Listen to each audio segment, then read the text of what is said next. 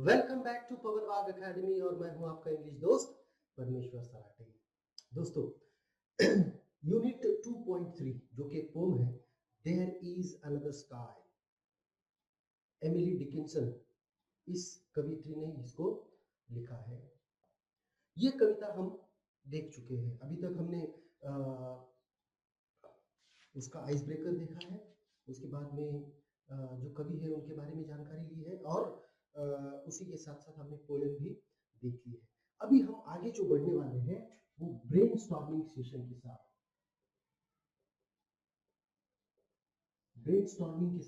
हम इसके विषय में आगे बढ़ने वाले हैं। तो इसके साथ आगे बढ़ने से पहले हम एक बार फिर से कविता पढ़ लेते हैं, उसको थोड़ा सा संक्षिप्त में समझ लेते हैं और आगे बढ़ते हैं। ठीक है।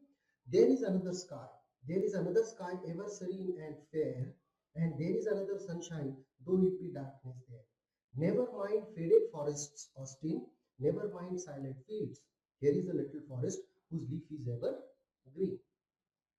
Here is a brighter garden where not a frost has seen, in its unfading flowers I hear the bride bee hum. Prithi my brother into my garden come. ठीक है।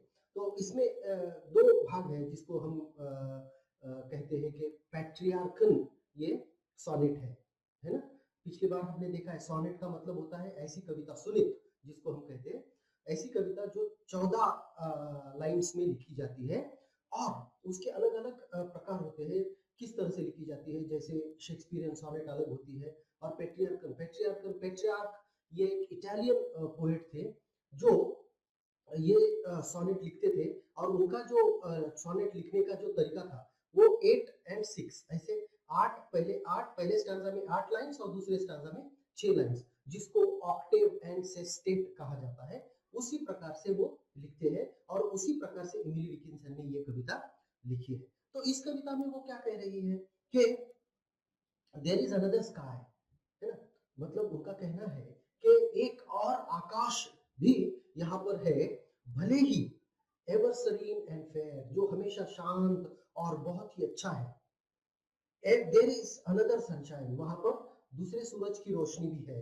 Though it be darkness there, never mind faded forest. और फिर वो कहती है अपने भाई से, ऑस्टिन उनके भाई का नाम है, वो अपने भाई से कह रही है कि कोई फर्क नहीं पड़ता कि कहीं पर अंधेरा है, अभी आपके बगीचे में के जो फूल है वो मुरझा चुके हैं, कोई फर्क नहीं पड़ता है कि आपके आसपास जो जंगल है वो भी पूरे सूख चुके हैं, कोई फर्क नहीं पड़ता है क्योंकि एक दूसरा आकाश भी मौजूद है, यानी दूसरी दुनिया भी मौजूद है।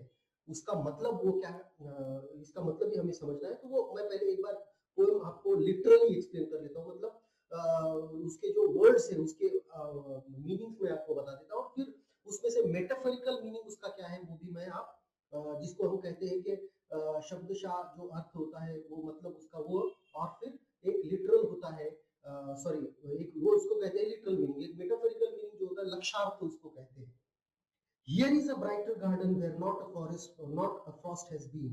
In its unfading flowers, I hear the bright bee hum. Prithi, my brother, into my garden come. और वो कह रही है कि देखो एक और भी आकाश मौजूद है, एक दूसरी रोशनी भी, दूसरे सूरज की रोशनी भी है जो आपको हमेशा खुश रखेगी। वो मेरे यहाँ पर मेरे गार्डन में है जहाँ पर कभी भी कोई नहीं आया, तो आप यहाँ पर आओ, कभी भी यहाँ पर दुख की छाया नहीं आएगी, ऐसा वो अपने भाई से कह रही। अभी देखिए इसका मतलब क्या होता है कि आपका कोई फर्क नहीं पड़ता है कि आपके आसपास के जंगल मुरझा चुके हैं, आपके आसपास के बागीचे के फूल मुरझा चुके हैं, जंगल सूख चुका है और वहां पर अंधेरा है, इससे कोई फर्क नहीं पड़ता, ऐसा वो कह रही। इसका मतलब क्या है कि आपके जीवन में दुख आएगा सुख आएगा, कोई फर्क नहीं पड़ता है कि अभी आपके जीवन में दुख है, आपके जीवन में अंधकार है, आपके जीवन में निराशा भरी हुई है, कोई फर्क नहीं पड़ता है।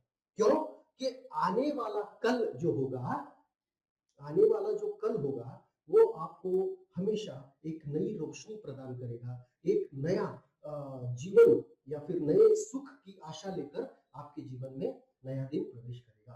और इनटू माय गार्डन कम, वो क्या कह रही है कि आप मेरे बगीचे में आओ। इसका मतलब क्या है कि उनका बोलने का जो तात्पर्य है वो ये है कि आपको जो सुख मिलेगा, आपको जो खुशी मिलेगी, आपको जो आनंद मिलेगा, वो दूसरा तीसरा कोई नहीं बल्कि आपके परिवार के सदस्य ही आपको देंगे, ऐसा कहा जा रहा है।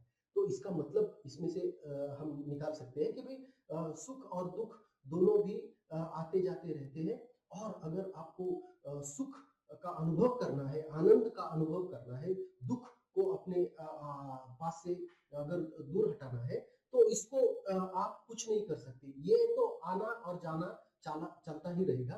दुख आएगा, चला जाएगा, सुख आएगा, सुख आएगा, सुख चला जाएगा, फिर दुख आएगा। तो ये चक्र जो है वो नियति का चक्र चलता ही रहने वाला है, वो कभी भी रुकेगा नहीं। पर अगर आप आपके परिवारजनों के साथ हो, आपके अपनों के साथ हो, तो इस दुख की घड़ी में भी आपको जो दर्द होगा वो सहने की ताकत आपको मिलेगी। आपके परिवारजन ही आपकी ताकत है, जो आपको आपके दुखों के समय में भी आधार देंगे। ठीक है, तो इस ये मतलब उसका हुआ है। चलते हैं ब्रेनस्टॉर्मिंग की ओर।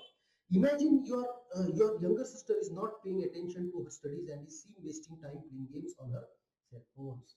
पहला सवाल है कि आपकी छोटी बहन हमेशा अपनी पढ़ाई की ओर ध्यान न देते हुए अपने मोबाइल पर ज्यादा ध्यान दे रही है और उस पर हमेशा कोई ना कोई गेम खेलती रहती है। Suggest some ways that will help to concentrate on her studies and overcome her bad habit.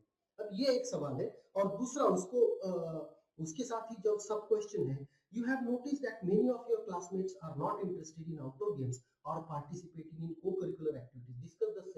Discuss some ways in which they will be encouraged to participate in activities. तो ये दोनों भी सवाल जो है वो एक ही तरह के हैं और उनके उत्तर भी एक जैसे ही होंगे, है ना।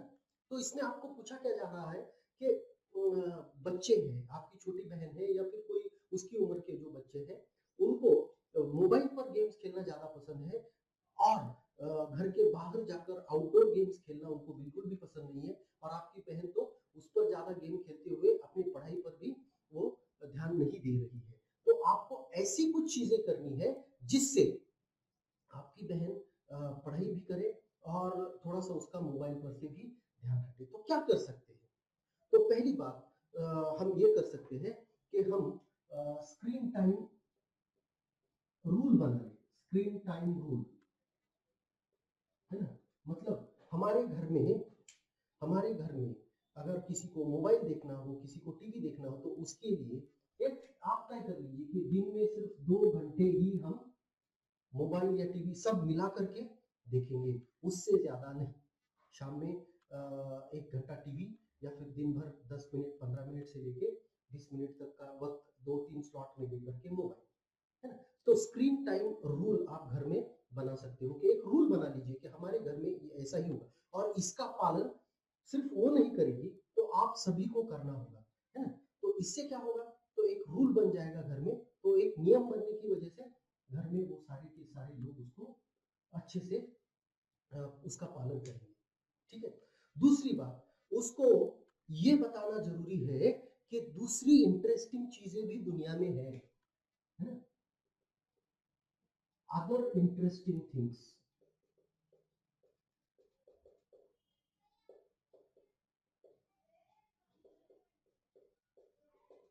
जिसको हॉबीज भी हम कह सकते हैं। क्या कर सकते हैं कि भाई देखो, आपको करने के लिए दुनिया में बहुत सारी चीजें हैं, तो आप उनको उसको बता सकते हो कि देखो, आप एक काम क्यों नहीं करते, आप क्या करो, ये जो हमारे घर के पीछे का जो आंगन है, या फिर घर में जो बगीचा है, उसमें उसमें जो बागीचे में जो तितलियां आती है, क्यों ना उसको हम पकड़ के एक करके जमा करें और देखें कितने प्रकार की तितलियां आती है। या फिर फूल, क्यों नहीं हम फूल देखेंगे और फूलों में से समझ लेंगे कि इसमें और क्या कर सकते हैं। या फिर आपके घर में गार्डन होगा या बगीचा होगा, तो उसको फिर पानी देना, पौधों को कटाई करना वगैरह, ऐसी बहुत सारी चीजें जिनमें उसको भी इंटरेस्ट आए वो कर सकते हैं। या क्या खेलना बाहर गार्डन में, है ना। तो ऐसी बहुत सारी चीजें, या फिर उसको कोई और हॉबी, जैसे किताबें पढ़ने को दे देना कि भाई पढ़ो, किताब पढ़ो। तो वो अगर थोड़ा उसका ध्यान उससे हटेगा तो ये चीजें वो कर पाएंगे। ठीक है। तीसरी चीज क्या कर सकते हो, तीसरी चीज मोटिवेशन, है ना। उसको मोटिवेशन दे सकते हो। किस किस तरह से मोटिवेशन दे सकते हो? मतलब आज अगर पहले रोज वो 2 4 4 घंटे समझो मोबाइल देखती है, तो आप क्या कर सकते हो कि भाई आज अगर आप 10 मिनट मोबाइल कम देखोगे या आज 3 ही घंटे देखोगे, तो मैं आपको ये करूँगा या फिर वो दूँगा, आज आइसक्रीम दूँगा, ऐसा। इस तरीके से तो मोटिवेशन उसको मिलेगा, तो धीरे-धीरे करके वो कम हो जाएगा। या फिर आप क्या कर सकते हो कि भई आज आपने मोबाइल नहीं, तो आज आपने एक आधा घंटा किताब पढ़ ली है, ठीक है? आज आपने आधा घंटा किताब पढ़ ली है, तो मैं आपको आज बाहर लेकर जाऊँगा, आज मैं आपको ये दूँगा। तो इस तरीके से उसको थोड़ा-सा मोटिवेशन देना ज़रूरी होगा, ठीक है? और सबसे बड़ी बात है आखिर में 4th स्टडीज़ के बारे में क्या करेंगे, है ना? स्टडीज़ की पढ़ाई के बारे में क्या? क्योंकि अभी पढ़ाई का उसका ध्यान तो उसको आप कह सकते हो कि भई अगर आप दिन में 1 घंटा अगर पढ़ाई करोगे तो मैं आप और उसमें आपको परीक्षा में अगर अच्छे मार्क्स मिलते हैं, तो उसमें हम आपको जो भी आपको अच्छा लगता है वो ला कर के देंगे। जैसे अगर उसको हॉबी है कलरिंग की या किताब पढ़ने की, तो आपको ये किताब चाहिए तो हम ला के देंगे अगर आपको ये मार्क्स इतने मिलते हैं तो। इस तरह से उसको थोड़ा-सा उसका ध्यान अलग से हट करके उसका उसका ध्यान उस चीज़ से मोबाइल से हटा करके स्टडीज़ के लिए उसको मोटिवेशन देके आप उसको उसमें बदलाव ला सकते हैं। ठीक है? तो ये हुई बात आपके बहन के एज की। पर आपको बहुत सारे बच्चे ऐसे दिखते हैं जो बाहर खेलना नहीं चाहते। तो सबसे पहले उनके लिए क्या कर सकते हैं? तो सबसे पहले तो उनको मेक देम अवेयर, उनकी जागृति करना ज़रूरी है कि भाई देखो अगर आप बाहर खेलने नहीं जाओगे, तो आप मोटे हो जाओगे और उससे आपको बहुत सारी बीमारियाँ हो सकती है। ये ऐसे उदाहरण उनके सामने पेश करने होंगे, उनको इस तरह के कुछ चीज़ें हमको दिखानी होंगी कि इससे क्या-क्या आपके नुकसान होंगे, है ना? फिर ये 2 चीज़ें उनको करनी होंगी। उनको अवेयर करना होगा किस चीज़ के लिए? उनको अवेयर करना होगा कि आपको किस तरह से इसका नुकसान हो रहा है मोबाइल से या फिर घर बैठे-बैठे और उसको उस नुकसान को आप किस तरह से उसके उसको उसको उबर पाओगे, उसके ऊपर विजय प्राप्त करोगे, तो उसके लिए आपको क्या करना होगा? मोबाइल छोड़ कर के बाहर जाकर के खेलना होगा, खेलना-कूदना होगा तभी आप तो ये एक अवेयरनेस है ना? उनमें लाना होगा। नंबर 2 एक बार उनके पसंद का जो खेल है, वो उनके साथ खेल करके, है ना? मतलब चाहे कोई भी आउटडोर गेम हो, है ना? चाहे वो कबड्डी पसंद हो, खो-खो पसंद हो या फिर क्रिकेट हो, फुटबॉल हो, तो उनको उस तरह का माहौल देना कि जिससे वो थोड़ा-सा बाहर एक बार खेलने जाए। अगर वो एक बार खेलने जाए तो ज़रूरी है ज़रूर मैं कह सकता हूँ कि वो एक बार उनको आनंद आना लग जाए, तो फिर आप धीरे-धीरे उनको उसका वक़्त बढ़ा सकते हो। पहले 15-20 मिनट, आधा घंटा, 1 घंटा, 2 घंटे, ऐसे 2 ढाई घंटे अगर वो बाहर खेलते हैं, तो बहुत सारे प्रश्न जो है वो धीरे-धीरे उनको जवाब हमको मिलने लग जाएँगे कि वो धीरे-धीरे करते हुए हम उनको मोबाइल से दूर लिए जा सकते हैं, ठीक है? उसके बाद में फिर ये चीज़ वहाँ वहाँ पर आएगी मोटिवेशन, ठीक है? अभी उनको क्या है कि उनको मोटिवेशन नहीं है कि क्यों? खेलना क्यों है? यहाँ पर बैठे-बैठे हम खेल सकते हैं, नहीं। तो मोटिवेशन उनको क्या देना होगा? तो उनको आपको ये मोटिवेशन देना होगा कि भई अगर आप बाहर खेलते हो, तो उससे आपको ये सारे फ़ायदे होंगे और अगर वो फ़ायदे उनको एक आप उनको चैलेंज कर सकते हो कि भई 1 महीना आप खेल के देखो, अगर आपको अच्छा नहीं लगा, तो फिर मैं आपकी जो बात आप कहोगे मैं मानूँगा और 1 महीने में, 15 दिन में, 20 दिन में, 1 महीने में अगर उनको वो अनुभव आता है, अगर उनको अच्छा लग रहा है, उनको अच्छी नींद आ रही है, उनको अच्छा लग रहा है, तो बहुत ईज़ी है, बहुत ही आसान है कि वो उस बात को फ़ॉलो करने लग जाएँगे, ठीक है? और इसमें स्टडीज़ की अगर बात आप लेंगे, तो स्टडीज़ में क्या कर सकते हैं? स्टडीज़ में कुछ नयापन ला सकते हैं। नहीं, ऐसा नहीं है कि सिर्फ़ किताब पढ़ना है, सवालों के जवाब ढूँढने हैं, उसको लिख के रखना है, उनको याद करना है, ऐसा नहीं। तो ये स्टडी को थोड़ा इंटरेस्टिंग बनाते हैं। जैसे अगर कोई फूलों के बारे में पढ़ाई है, तो उनको हम किसी बाग में ले जा सकते हैं, जहाँ पर उनको अलग-अलग फूल दिखाए जा सकते हैं, जिनमें से अलग-अलग तरह के फूल कैसे होते हैं, उनके क्या-क्या पार्ट्स होते हैं, ये दिखा करके मतलब मेक देयर स्टडीज़ इंटरेस्टिंग। ऐसा करने के बाद आप धीरे-धीरे करके उनका ध्यान मोबाइल से हटा करके अच्छी चीज़ों में लगा सकते हैं। ठीक है?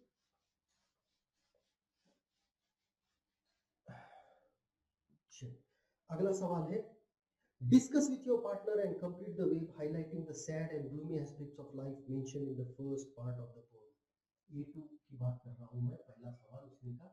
तो ग्लूमी एस्पेक्ट से क्या कहा है, एक तो डार्कनेस ऑलरेडी दिया गया है ना, एक डार्कनेस दिया है, दूसरा और ये तीसरा। तो दूसरा क्या है, फेडेड फॉरेस्ट, पहले पार्ट में फेडेड फॉरेस्ट है ना, और तीसरा क्या है, साइलेंट फील्ड्स। अब ये डार्कनेस, डार्कनेस क्या होता है, अंधेरा, अंधेरा, अंधेरे का मतलब ही होता है निराशा, है ना, निराशा। फेडेड फॉरेस्ट मतलब क्या, कि वो जो फूल है वो मुरझा चुके हैं, उनके रंग, फॉरेस्ट के जो हरा भरा होता है जंगल, वो धीरे धीरे सूख रहा है, तो ये फेडेड फॉरेस्ट। और सूख रहा है मतलब क्या होता है, इसका जो मेटाफोरिकल मीनिंग होगा कि जीवन में अभी सुख बीत चुका है और दुख की घड़ी आ चुकी है धीरे धीरे। साइलेंट फील्ड्स मतलब फिर सैडनेस, शांत। देखिए शांति दो प्रकार की होती है, एक तो सेरेनिटी होती है। सेरेनिटी मतलब क्या, कि जिसको हम कहते हैं शांति, जिसको पीस ऑफ माइंड कहते हैं, कि बहुत अच्छा लगता है ना, पंछी चहक रहे हैं, बाकी कोई आवाज नहीं है, बहुत ही साइलेंट। और साइलेंट फील्ड, अगर उसमें कोई आवाज नहीं है तो वो दुख का भी एक परिचायक हो सकता है। तो कब, जब वो सारा जो मैदान है वो पूरा खाली हो, उसमें कोई फसल नहीं उग रही हो, उसमें कोई पेड़ नहीं हो, उसमें कोई आसपास आदमी व्यक्ति नहीं हो, तो इस तरह से वो एक दुख का कारण भी बन सकता है। तो ये तीन चीजें उसमें पहले पार्ट में दी जा चुकी है, ठीक है। उसके बाद में the poet encourages her brother in the second part of the poem by telling him about brighter side of life. अब brighter side of life में क्या है, दो तीन चीजें उसकी भी है। एक है brighter garden, पहला जो दिया है ना, पहला है brighter garden, दूसरी चीज है unfading flowers। अनफेडिंग का मतलब क्या होता है, कि कभी भी न सूखने वाले, अनफेडिंग फ्लावर्स, ठीक है।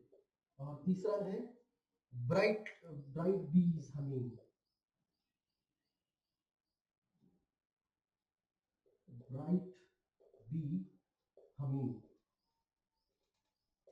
तो इसमें इसमें क्या है, देखो ब्राइटर गार्डन मतलब रंग बिरंगी, है ना, बहुत ही कलरफुल, आकर्षक।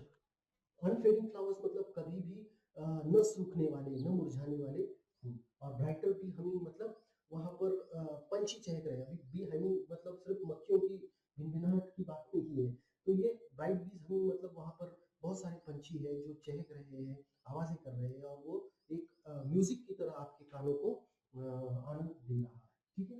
इस तरह से वो ब्राइटर साइड की बात सेकेंड पार्ट में कर रही है।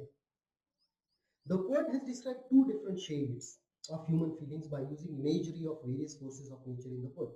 Pick out the terms or the phrases that describe them. Complete the table given below. Faded forest. Faded forest क्या है? Sad और gloom मतलब दुख। उसके बाद में silent fields क्या है? Silent fields again unhappiness। और ब्राइट गार्डन, ब्राइट गार्डन क्या है, हैप्पीनेस, ठीक है। तो इस तरह से इमेजरी यूज करके यहाँ पर आपको अलग अलग चीजों के मतलब आपको दिखाने हैं, आपको यहाँ पर कविता से ढूंढ कर यहाँ पर दिखने होंगे। चलिए पेज नंबर 78 पे अभी चलते हैं, और क्वेश्चन नंबर 4 है, A2 का 4। The poem expresses feelings of serenity. Pick out expressions from the poem about that express the same. Serenity मतलब शांतता, serene, है ना, ये एक शब्द है। और दूसरा शब्द है bees humming, है ना, bee humming मतलब इसमें क्या है, बहुत जोर शोर है क्या, शोर बिल्कुल भी नहीं है, बहुत ही मधुर ऐसी आवाजें वहां पर आ रही है, तो ये शांति का प्रतीक उसमें माना जा सकता है। पांचवा, compare and contrast the two opposing human feelings as expressed by the poet. क्या क्या क्या दो चीजें, कौन सी दो भावनाओं के बारे में कवि ने लिखी, कवि ने लिखा है कविता में? एक तो है सैडनेस और दूसरा है हैप्पीनेस, है ना? दो चीजें, सैडनेस क्या होता है? दुख, और ये होता है आनंद या सुख, है ना? तो इस तरह से कवि ने यहाँ पर लिखा है कि सुख के बाद दुख और दुख के बाद सुख फिर से आना ही है। आपको दुख है तो उसके बारे में ज्यादा सोच करके अपने आप को और ज्यादा दुखी नहीं करना है, बल्कि आने वाले सुख का, आने वाले आनंद का के बारे में सोच करके आप अपने आप को और भी ज्यादा सुखी कर सकते हो, आपके आपको और भी ज्यादा आनंदित रख सकते हो। Never mind faded forests Austin, the word faded means become dim और फेंट। अभी इसमें टेबल दिया गया है जिसमें वर्ड दिया गया है, उसका ऑब्जेक्ट दिया गया है, उसका एक्सप्लेनेशन है। यहाँ पर जो दिया गया है, पहला है फेडेड, है ना? अब ये है फेडेड, फेडेड का क्या वर्ड है, उसका ऑब्जेक्ट क्या है? फॉरेस्ट, है ना? फेडेड फॉरेस्ट, एक्सप्लेनेशन क्या है उसका? फेडेड फॉरेस्ट मतलब जंगल का सूखना, है ना? सूखना मतलब वो फॉरेस्ट बिकम फेंट और डिम, है ना? डिम या फेंट। उसके बाद में सारी चीजें मैं लिख लेता हूँ। साइलेंट, साइलेंट क्या है? फील्ड्स, साइलेंट फील्ड्स मतलब क्या होता है कि बहुत ही ज्यादा स्मशान शांतता, स्मशान शांतता या शांति, मतलब कि बहुत ही ज्यादा शांतता है जो कि डरावनी कभी कभी हो सकती है। अनफेडिंग, अनफेडिंग मतलब, अनफेडिंग क्या है? फ्लावर्स, फ्लावर्स, है ना? Unfading flowers. और अनफेडिंग फ्लावर्स का क्या मतलब होता है? कलरफुल, कलरफुल और ब्राइट, है ना? मतलब बहुत ही भड़कीले रंग के, बहुत ज्यादा अच्छे रंगों के है ना? और आखिर में है ब्राइट। ब्राइट क्या है? गार्डन है, नहीं? ठीक है, गार्डन भी कैसा है? कलरफुल है, कलरफुल गार्डन, है ना? तो इस तरह से हमको ये चीज करनी होगी। A4 ये हो गया A3, अब A4 की ओर चलते हैं, और A4 में हमको क्या करना है? I hear the bright bee हम।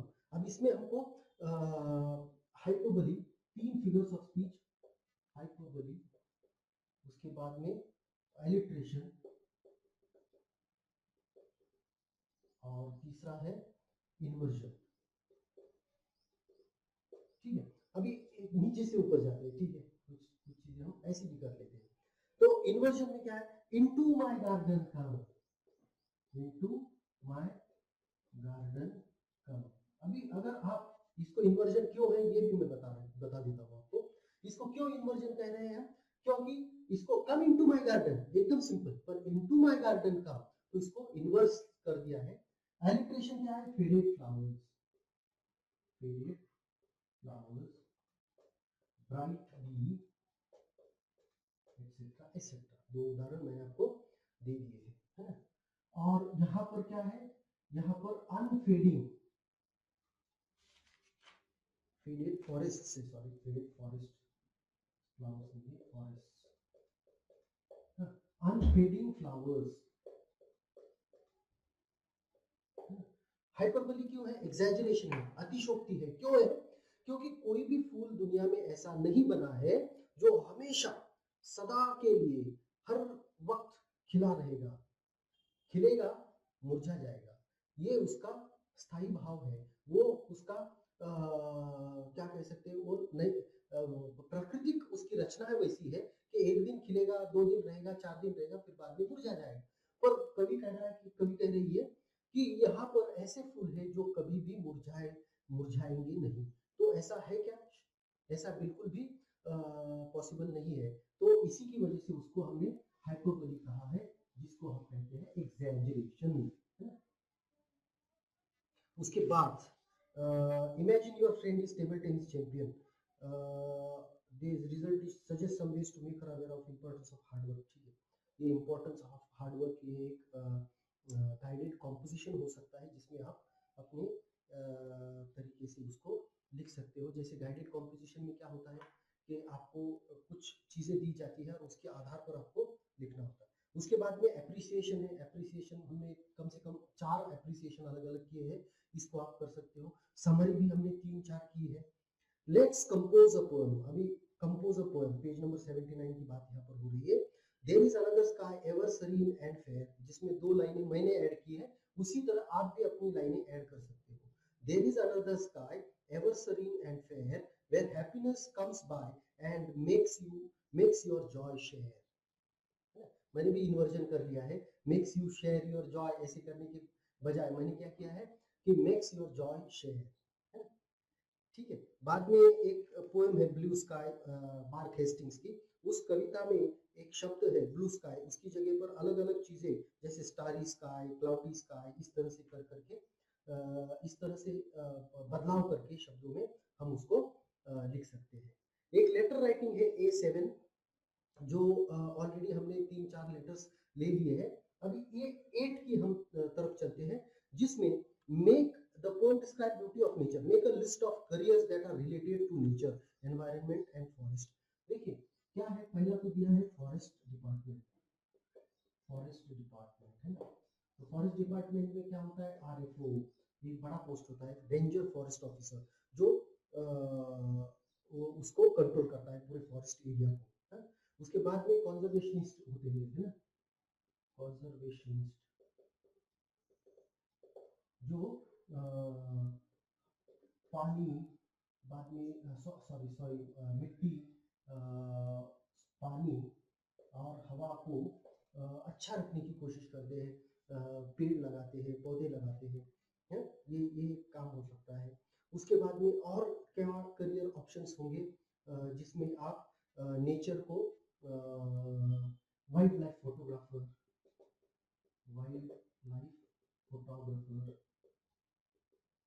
ये क्या करते हैं, तो ये लोगों को अवेयर करते हैं, मतलब फोटो दे देकर आप उसकी फोटो निकालते हैं और लोगों पेपर में छापते हैं, अलग अलग मैगजीन्स में छापते हैं, और उसकी वजह से लोगों को पता चलता है कि इस तरह के प्राणी हमारी दुनिया में मौजूद है और हमको उनकी रक्षा करनी चाहिए। तो ये इनडायरेक्ट करियर उसको हम कह सकते हैं।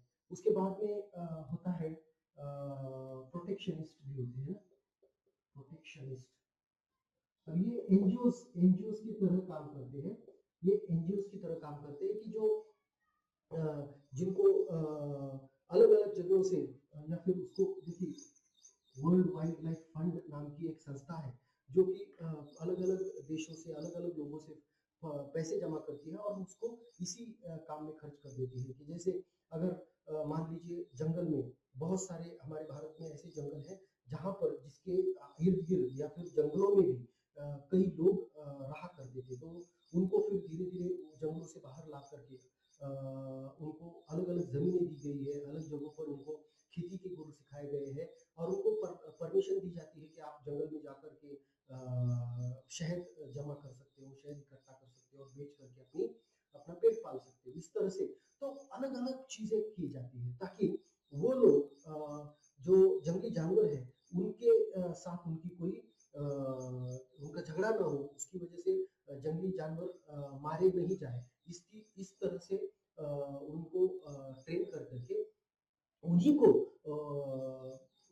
बारे में हमने शायद मैं 12वीं में अगले साल आपको एक लेसन है उसमें भी ये जिक्र आया है कि किस तरह से उन्हीं लोगों को, उन्हीं आदिवासियों को, जंगल में रहने वाले लोगों को वहां पर कुछ झोपड़ियां वगैरह बना करके जो टूरिस्ट लोग आते हैं जिनको जंगल की सफारी करनी है, उनके साथ ले जाकर के उनको दिखाने का काम उनको सिखाया जाता है और इस तरह से वो धीरे धीरे करके अपना आजीविका, उपजीविका वो चला सकते हैं। तो इस तरीके के करियर ऑप्शंस यहाँ पर मौजूद है आपके लिए, तो ये भी एक करियर ऑप्शन आप सोच सकते हो। ठीक है, तो आशा करता हूँ कि ये ब्रेनस्टॉर्मिंग सेशन आपको पसंद आया होगा। वीडियोस अगर आपको पसंद आते हैं तो उनको लाइक करना मत भूलिएगा, अपने दोस्तों के साथ शेयर कीजिएगा ताकि बहुत ज़्यादा लोगों तक ये वीडियोस पहुंचे और उनको भी इसका फायदा हो। और ऐसे बहुत सारे जो वीडियोस आपको मिल रहे हैं वो मिल रहे हैं पवन वाघ अकेडमी इस चैनल पर। इसीलिए पवन वाघ अकेडमी चैनल को सब्सक्राइब कीजिए ताकि आपको ऐसे वीडियोस मिलते रहे और आपको उसका फायदा होता रहे। Thank you very much. Good bye.